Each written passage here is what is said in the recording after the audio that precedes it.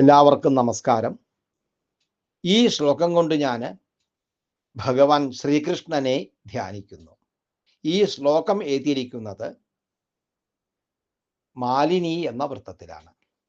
വൃജിനഹരണയോഗ്യസ്ത്വത്കടാക്ഷ പരാത്മൻ മയി പതതു ഗരീയാനത്ര കാരുണ്യപൂർണ സകലഭുവനനാഥം വാസുദേവം ഹരിം ത്വാം വ്രജപതനയമീടെ വേണുരാജത്കരാബ്ജം. ഓം ശ്രീകൃഷ്ണായ നമഃ. ഈ ശ്ലോകത്തിൻ്റെ അർത്ഥവും പറയാം.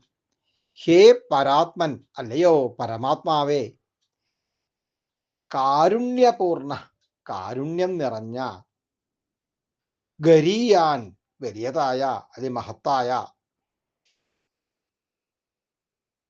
വൃജിനഹരണയോഗ്യ, വൃജിനഹരണത്തിലെ യോഗ്യമായ, അതായത് വൃജിനം എന്ന് പറഞ്ഞാൽ വൃജിനങ്ങള്, ദുഃഖങ്ങളുടെ ഹരണം, അതിനെ നശിപ്പിക്കുക. അപ്പോൾ ദുഃഖങ്ങളെ നശിപ്പിക്കുന്നതിൽ യോഗ്യമായിട്ടുള്ള ത്വത്കടാക്ഷ, അങ്ങയുടെ കടാക്ഷം, അത്ര എവിടെ, മയി പതതു, എന്നിൽ പതിക്കട്ടെ. സകല ഭുവനനാഥം, എല്ലാ ലോകങ്ങളുടെയും അധിപനും,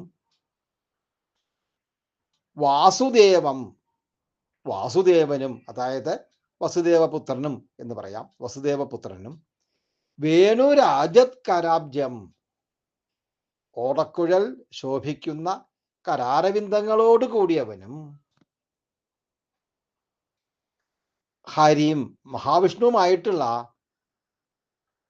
വ്രജപതനയം ത്വാം, ആ വ്രജപന്റെ പുത്രൻ, വ്രജപൻ എന്ന് പറഞ്ഞാൽ ഗോകുലനാഥൻ, ഗോകുലപാലകൻ,